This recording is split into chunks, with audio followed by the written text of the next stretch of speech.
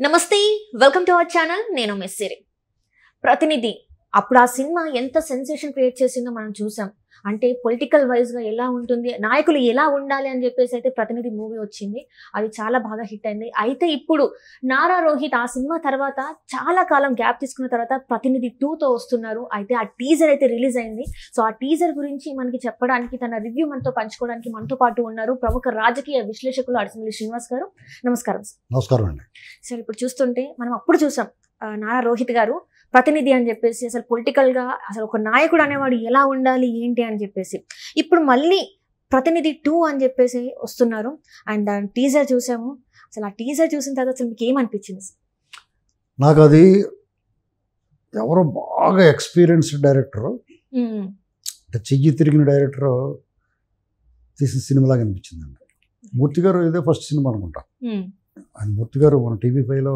మూర్తి గారు జర్నలిస్ట్ మూర్తి గారు అంటే జర్నలిస్ట్కి ఈ రకమైన థాట్స్ ఉంటాయి డెఫినెట్గా వాళ్ళకి ఒక ఆలోచన ఉంటుంది అభ్యుదయం ఉంటుంది ఆసక్తి కలిగేలా మాట్లాడగలుగుతారు సినిమాలో ఆయన తీయగలిగాడు అనిపిస్తుంది నాకు ఇది టీజరే రేపు సినిమా ఇంకెంత ఉంటుందో అనిపిస్తుంది ఆ టేకింగ్ మేకింగ్లో ఇప్పుడు కాపురం చేసే కాళ్ళగోళ్ళ తెలిసిపోద్ది అంటారు కదా అలాగా తినబోతూ రుచి ఎందుకన్నట్టుగానే ఇప్పుడు మాంసం కూర ఉడుకుతుంది అనుకోని కొత్తగా మన నాటుకోడి పులుసు నాటుకోడి ఎగురో ఆ సువాసన వచ్చేస్తూ ఉంటుంది ఆగలేము మనం ఏంటి అని చెప్పి కొంచెం నాయకు చూస్తాం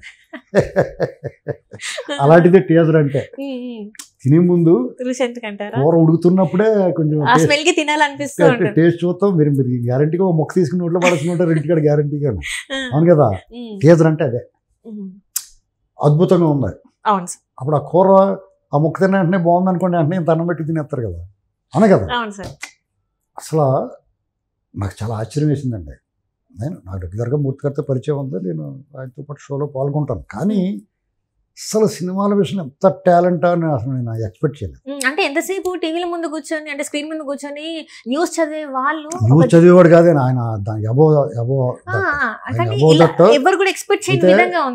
నేను కొంతవరకు బాగా తీయగలుగుతాడు మంచి స్క్రిప్ట్ రాయగలుగుతాడు అయినా మంచి డైలాగులు ఉంటాయి సినిమాలో అనుకున్నాను కానీ ఈ రేంజ్లో ఊహించలేదు నారా రోహిత్ కూడా ఇటువంటి సినిమాలకి అసలు సూటబుల్ క్యారెక్టర్ అవుతుంది తప్ప ఇంకెవడం లేడు సౌత్ ఇండియాలోనే ఒక రంగా నానా పటేకర్లు అంటాడు అంటే ఇతను ఇంకా కొంచెం బబ్లీగా బాగుంటాడు ముద్దుగా ఉంటాడు కానీ ఒక రకంగా చెప్పాలంటే నారా రోహిత్కి భలే డైరెక్టర్ దొరికినట్టు లెక్క మంచి సినిమా అవుతుందండి బ్లాక్ బస్టర్ అవుతుంది గ్యారంటీగా అనేది అంటే ఆలోచింప చేసేలాగా ఉంటుంది ప్రజెంట్ పొలిటికల్ సినారియాలో నడుస్తున్న చరిత్ర ఏదైతే ఉందో దాన్ని మన కళ్ళ ముందు ఒక సిల్వర్ స్క్రీన్ మీద చూస్తుంటే మనకి అందులో లీనమైపోతున్నాం సంభాషణల పొదును మాటలో ఏదో మాట్లాడుకున్నట్టు ఉండకూడదు మనతో మాట్లాడుకున్నట్టు ఉండకూడదు పొదునుగా ఉండాలి అది ఎంత పొదును ఉండాలంటే ఇప్పుడు మీకు పొదును రకరకాలుగా కొలుస్తారు మీకు మహేష్ బాబు సినిమా అతడు చూసారా అతడు సినిమాలో మహేష్ బాబు ఒకడు పొట్ట కోసేసి వెళ్ళిపోతాడు అది ఎప్పుడు తెలుస్తుందంటే వాడికి కోసినట్టు అది తెగినట్టు ఎప్పుడు తెలుస్తుందంటే రక్తం కారిపోయి ఒళ్ళంతా తడిసిపోయి పేగులు ఎతలకు వచ్చేసిందా తెలుస్తుంది దాన్ని ఎవడో కోసారా బాబు అని అంటే అంత పొదును దానికి పదునైన ఆయుధం వాడినప్పుడు జరుగుద్దండి అది అది మనకు కోసినట్టే తెలియదు ఇది గ్యారంటీగా ఇందులో సంభాషణలో చాలా మందికి కోసినట్టు తెలియకుండా తెగిపోతుంది అంటే ఇక్కడ చూస్తున్నట్టయితే సార్ ఇప్పుడు మనకి ఎలక్షన్స్ ఉన్నాయి అండ్ పర్టికులర్గా కొన్ని ఇప్పుడు మనం టీజర్లో చూస్తే రాష్ట్రానికి ఎంత అప్పు ఉంది సార్ అని చెప్పేసి నారా రోహిత్ గారు అడిగే ప్రశ్న అది ఆంధ్ర రాష్ట్రానికి కొంచెం దగ్గరగా ఉన్నట్టు అనిపిస్తుంది వాస్తవం అంటారా మరి యాస్టీజ్గా ఇది తమల్ని తాము ఐడెంటిఫై చేసుకోవడానికి అవకాశం ఉంటుంది ఇది ఎందుకంటే వాళ్ళకి కొంచెం సూదితోటి పొడిచినట్టు అనిపిస్తుంది కానీ వాస్తవం కదా ఇప్పుడు అభివృద్ధి కానీ ఎలా ఓవర్కమ్ చేస్తావు అంటే అభివృద్ధి వాళ్ళు అంటాడు ఎక్కడ ఉంది సార్ అంటాడు సింపుల్గా చాలా నారా రోహిత్ గారి నోట్లో నుంచి ఆ డైలాగు చాలా సింపుల్గా ఉంటుంది బాంబు ఇంతే ఉంటుంది శబ్దం పెద్దది వస్తుంది విధ్వంసం ఎక్కువ చేస్తుంది సంభాషణ కూడా అలాంటిదే ఒక నాటు బాంబు లేదా ఒక బాంబు అంటారు కదా మందు పాత్ర దానికి చూడటానికి చిన్నదే ఉంటుంది కానీ దాని శక్తి శబ్దం చాలా ఎక్కువ ఉంటుంది అలాగే ఈ సినిమా కూడా 2 గంటల నిడివిగల సినిమా. కానీ ఈ సినిమా చూడగలిగితే చూస్తే అంటే మనకి ప్రతి వాళ్ళకి ఒక ఆలోచన చేస్తుంది. చాలామంది ఏమంటారంటే సినిమాలు చూసి మారతారా అంటారు.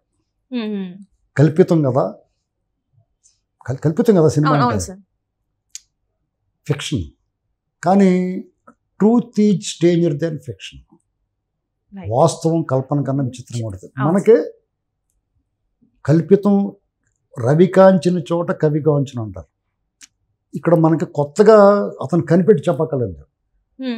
ఉన్నదాన్ని ఇదిగోరా బాబు ఇలా ఉంటుందిరా బాబు, దీని పరిష్కారం సమస్య చెప్తారు, పరిష్కారం ఉంటుంది, దాన్ని ఎత్తు పొడుస్తారు. చెప్పాడు కదా పరిష్కారం కూడా ఉంది. రండిరా బయటకు వచ్చి మీరు ఓట్లేయండి. నీ చేతిలో పాశుపతాస్త్రం ఉంది. ఆ పాశుపతాస్త్రం ఈ దేశం, ఈ రాజ్యాంగం మనకిచ్చిన ప్రాథమిక హక్కు, మన చేతికిచ్చిన ఆయుధం పాశుపతాస్త్రం ఏంటంటే ఓటు. ప్రజాస్వామ్యానికి పునాది ఓటు. ప్రజలే రాజులు. నిన్ను నువ్వు పరిపాలించుకోరా బాబు అని చెప్తే నువ్వు నిన్ను పరిపాలించుకోకపోతే ఎవడైనా ఏం చేస్తాడు? దుర్మార్గుడైన క్రూరుడైన రాజు, అవినీతిపరుడైన అరాచకవాదుల్ని నువ్వు ఎంచుకోకు.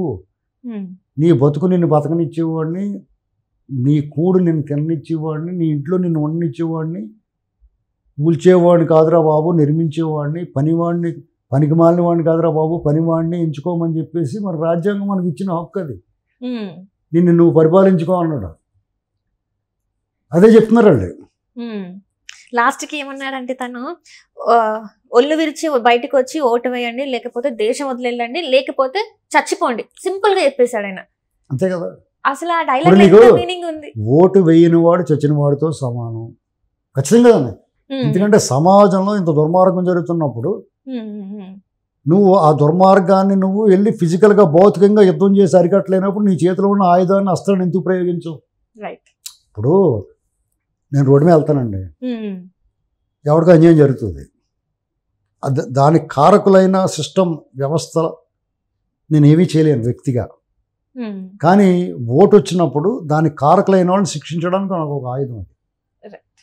ఇప్పుడు రాష్ట్రం అభివృద్ధి లేకుండా పోతుంది, అన్యాయం జరుగుతుంది, దాడులు జరుగుతున్నాయి, అత్యాచారాలు జరుగుతున్నాయి, మత్తు పదార్థాలకు బానిసలైన మత్తు పదార్థాల వ్యాపం స్టేట్ రాజ్యమే చేస్తుంది, రాజ్యం హింసకు ప్రేరేపిస్తుంది. ఇలాంటి వాటిని నేను వ్యక్తిగా వ్యవస్థలతో పోరాడలేకపోవచ్చు, కానీ ఆ వ్యవస్థలను మార్చే శక్తి నా చేతిలో. నా చేతిలో ఆ శక్తి ఉండగా దాన్ని నేను వాడుకోకుండా నేను ఇంట్లో పాడేసి తినేసి తుమ్ముంటానంటే, కాబట్టి ముందు ఆ ఆయుధాన్ని తుడిసి పక్కన పట్టురా, చేత్తో పట్టుకో, ఆ ఆయుధాన్ని ప్రయోగించు. నీ వల్ల కాకపోతే నాకు వద్దు ఈ దేశం వెళ్ళిపో, లేకపోతే గుట్టుకుమని చావు. ఏమిరా బాలరాజు నీ వల్ల ఏంట్రా ప్రయోజనం అని అంటారు కదా. అలా అనిపించుకోకుండా ఉండాలంటే ఇంకో కొనసారి తీసుకుంటాం. తప్పే ఉంది అతను చెప్పిన దాంట్లో, అంతే కదా. అవును సార్. అంటే ఏదైనా కూడా మన రాష్ట్రం అభివృద్ధి చెందాలంటే మన ఓటు హక్కుని సద్వినియోగం చేసుకోండి. మీకు రాష్ట్రంలో ఈ ప్రతినిధి సినిమా ఆ టేకింగ్ కానీ మేకింగ్ కానీ మూర్తి గారు అసలు నేను ఊహించలేదు. అలాగే నాకు చాలా ఇష్టం నారా రోహిత్ అంటే. అతని సినిమాలు చాలా సినిమాలు చూశాను నేను. అన్నట్లో కూడా అతను వెర్సటైల్ యాక్టర్, అంటే ఒక రొటీన్కి భిన్నంగా ఉంటుంది అతను. నేను రౌడీ ఫెలో సినిమా చూశాను. ఆ పేరు టైటిల్ బ్యాడ్ వల్ల కానీ లేకపోతే సినిమా సూపర్ డూపర్ హిట్ అయిపోయి సంచలనం సృష్టించాలి సినిమా. ఆ పేరు వల్ల చాలా మంది దాన్ని కనెక్ట్ అవ్వలేదు. రౌడీ ఫెలో అని పెట్టారు. ఆ సినిమా యాప్ట్ అనుకున్నారేమో, కానీ ఆ సినిమాకి ఆ పేరు యాప్ట్ కాదు. ఆ టైటిల్ సరైన టైటిల్ పెట్టుంటే సినిమా ఎంతో బాగుంటుంది, చాలా బాగుంటుంది సినిమా. అందులో ఈయన యాక్షన్ అదిరిపోద్ది. అలాగే అప్పట్లో ఒకటి ఉండేవాళ్ళు, ఆయన అసలు ఏంట్రా ఎలా ఎంత మెచ్యూరిటీ ఎలా యాక్ట్ చేస్తున్నాడు అనిపిస్తుంది. అలాగే బాణం ఫస్ట్ సినిమా తంది. అలాగే ఇంకొక సినిమా ఉంటుంది ఆయన ప్రకాష్ రాజ్ వీళ్ళందరూ ఉంటారు, పేరు గుర్తురావట్లేదు. కానీ ఎంత ఎమోషన్ పలికించగలుగుతాడు, యాక్షన్ పలికించగలుగుతాడు. ఒక రకమైన యాంగ్ మ్యాన్గా ఉంటాడు. ఇప్పుడు జంజీర్ సినిమాలో ధర్మేంద్రలాగా యాక్ట్ చేసాడు. అందులో అప్పట్లో ఒక నుండి వాడు దాంట్లో పోలీస్ ఆఫీసర్ కింద. అంటే ముస్లిం క్యారెక్టర్ అది. ఈ సినిమా ప్రతినిధిలో కూడా చాలా బాగుంది, యాక్ట్ చేసాడు ఆయన. అది ఒక రకంగా ఉంటే దాన్ని మించి ఉంటుంది అనుకుంటున్నాను ఈ సినిమా డెఫినెట్గా. ట్రైలర్ అయితే టీజర్ అయితే అదిరిపోయిందండి. ఇంకా సినిమా కోసం మనం వెయిట్ చేయాల్సిందే అంటారు. ఆల్ ది బెస్ట్ మూర్తి గారు, సూపర్ డూపర్ హిట్ కొడుతున్నారు మీరు. నేను దీన్ని మీ ముఖంగా చెప్తున్నాను. Right sir, right. Thank you so much sir.